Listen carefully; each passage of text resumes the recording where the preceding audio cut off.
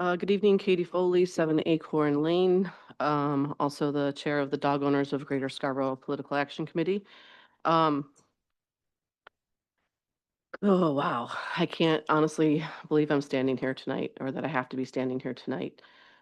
And the fact that I am before you once again on the same issue that we spent 8, 9 months discussing last year should be disappointing to you. I know it's more than disappointing to me.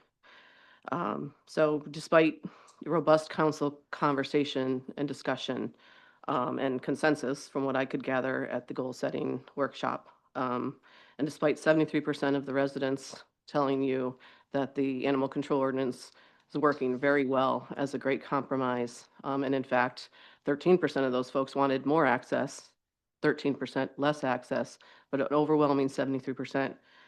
We are taking it upon ourselves to reach out to the Maine Department of Inland Fisheries and Wildlife and sharing incomplete data sets with them, which I'm going to speak to, and I have some handouts for you as well.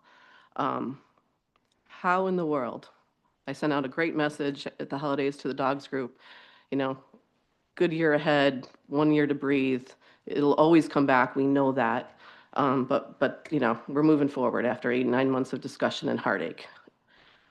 And here we are again. It just feels like a complete and utter disregard for the citizens that you're elected to serve. And I don't know how you expect to establish trust after something like the fiasco of last year and then now this. I'm never going to get through all the things I want to say, but this is probably the most important thing.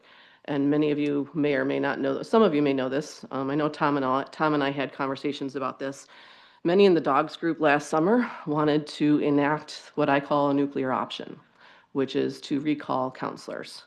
Having been involved in what it takes to put a petition on the ballot, all of those pieces, to me, and the actions at the time, honestly, I didn't feel warranted it. I worked very hard behind the scenes to make sure that that did not happen, because I love this town. I love the Democrats in this town. I love the Republicans in this town. I love the fishermen. I love the lawyers, the accountants, the workers, the beachfront, the West Scarborough. The last thing I want to see us do in a world that we're living in right now is tear this town apart. And that's what this issue is going to do. And that's what us reaching out, tattling on the town, saying we're violating the beach management agreement. It's just utter chaos and creates a problem that we shouldn't have. I have 12 seconds left. I have one very, very important point to make, and then I'm going to give you my handouts. This is the summary. I believe that was shared at the council workshop. It was also shared with the Maine Department in Inland Fisheries and Wildlife, Brad and Laura Zitsky, who are lovely people, by the way. Don't blame them one bit. They have a very different mission than I do in life, but that's okay. They're as passionate about theirs as I am about mine. But if you just look at this, before I send this off to a federal agency, anyone here, can anyone add 71 plus 34? It equals 105. But at the bottom, it says 172. Okay, that's just a quick glance. That was my first glance at this page. I'm like, wait a minute. Then I just started diving into the raw data and all kinds of numbers, which you're going to get a copy of. But if we're going to reach out to a federal agency, please make sure that we're at least sending them a data set that's actually complete and makes sense. You know how I feel. We'll see where this goes. I don't want to tear this town apart, but I also don't know if I'm going to be able to hold people back at this point. They're pretty upset.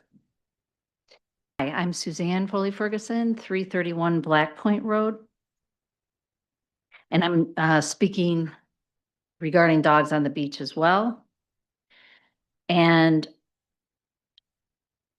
I'm not going to summarize everything that you get in writing that my sister just handed you, but I'm going to tell you that I agree with Brad Zitsky that I'm also appalled with this data. But I'm appalled for a whole different reason. This is not scientific, Hans. I hate to say it. And it's not scientific for a number of different reasons. And the claims of non-compliance with beach management agreement are unsupported. And although you don't have a letter in front of you, I want you to keep that behind in your head. The summary, it leaps from observation to violation to ordinance failure. And you guys could make a motion today to say that, we decided we weren't going to revisit this issue in 2026, and we're not going to. And that's uncommon for you to do that without something on the table. But it's also not common for a town councilor to send unsolicited data to a federal agency that could call for fines on this town and could cause a lawsuit on this town. So that's pretty unprecedented as well.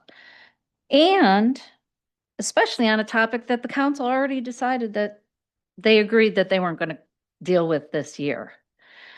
The data is pretty bad. I only have a minute left. And what I will say is, a friend of mine had surgery today. She doesn't have children. And the first thing that I thought to say to her was, you're going to be all right. You're fine. And a lot of us, when we go under the knife, we think about our family and we think about, oh, geez, am I going to come out of surgery okay? And you think of your family and your friends, right? And the one thing I thought of when I thought to say to her was, think of your dog, because your dog is your family. I know you've heard this a million times, but I'm just telling you this because if you want to bring up this issue, you need to understand that this is a family issue. And it's not just about birds. It's not just about, going on the beach. It's about people who love their animals like their family. And so it emits strong emotions from people. And so that's why it can be a very divisive issue. So I would just, I guess my advice would be to tread carefully and be honest, and the data needs to be presented in a way more scientific way. And if you need help with that, I took many statistical biological classes. So, thank you. James, 17 Chamberlain Road. I was also here this summer and I spoke about the importance of community from the beach, particularly as a new mom, and what it means to have this community that I've met through the beach. And since then, I've had another child, very similar experience where people I've met on the beach walking my dog have been dropping off food, giving gifts. It's really very special. I think it's unique.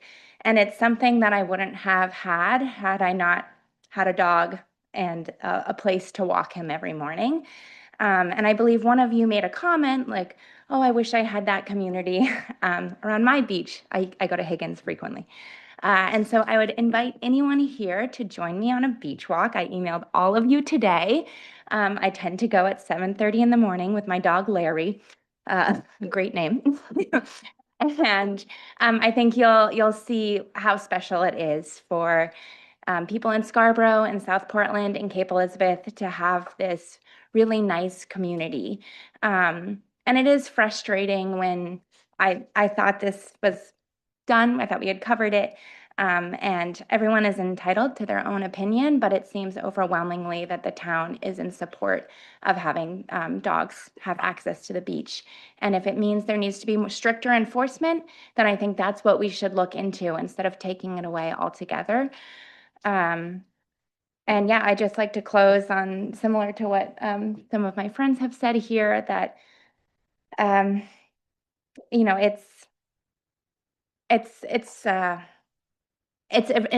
dogs are like family, but as are the people that you meet on the beach. So I hope that we're able to come to a consensus and not have to bring this back over and over again. So thank you. And again, invitation stands. I've emailed all of you today.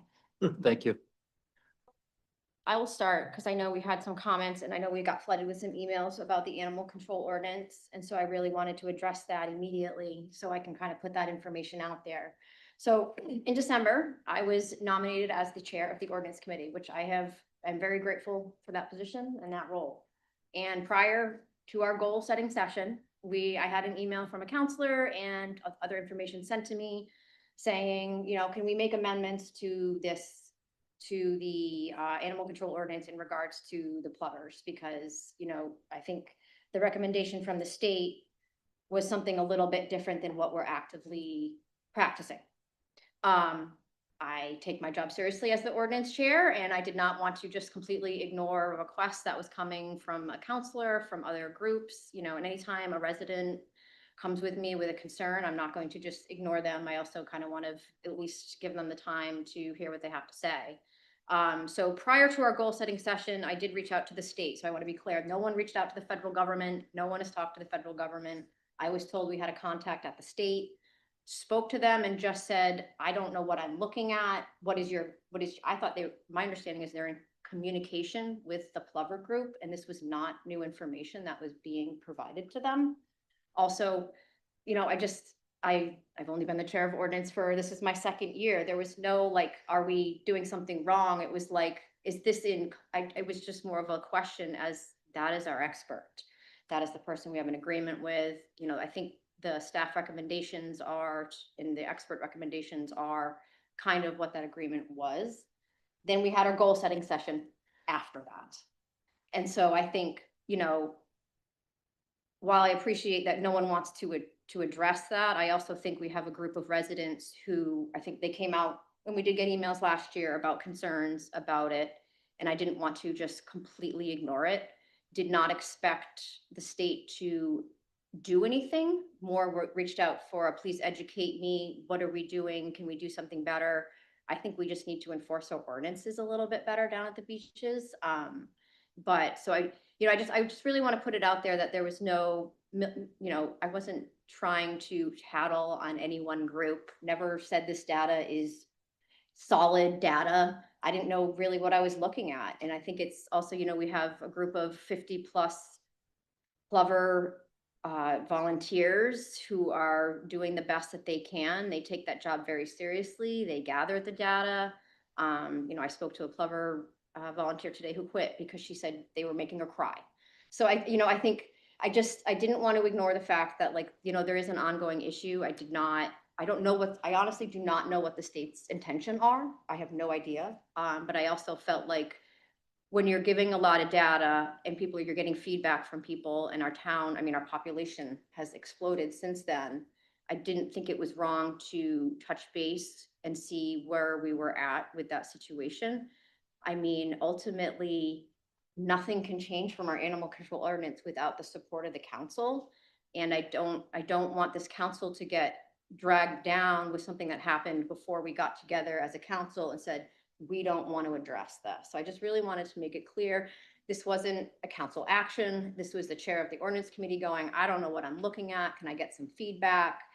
Because I completely hear the feedback from the residents, but you know, there are also residents who are spending a lot of time gathering the data and things like that. Like Corey said, I don't think there's really much we can do until something comes down from the state. I don't think I mean, again, in the one conversation I had with the guy from the state, I don't anticipate anything earth-shattering coming from them. And I don't think it would be something like, oh, you're in trouble now, or things like that.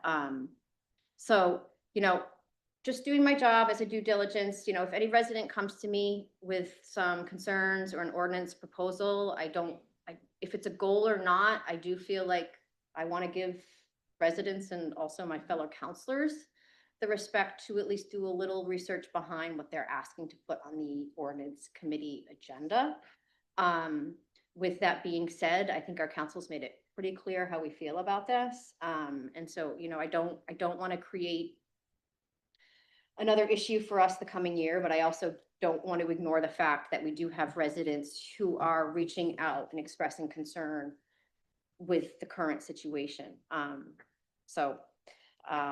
I'm happy to talk to anyone. I will tell you, no one has reached out to me to date to ask me what that conversation was. So it's just been a lot of speculation about what's happened. So I think I'm happy to talk to anyone if they have concerns about what happened. I think I'm worried that one tiny phone call and one question has kind of spiraled into more than this. But obviously it's on everyone's radar, and all we can do is wait and see what the state does. Thanks.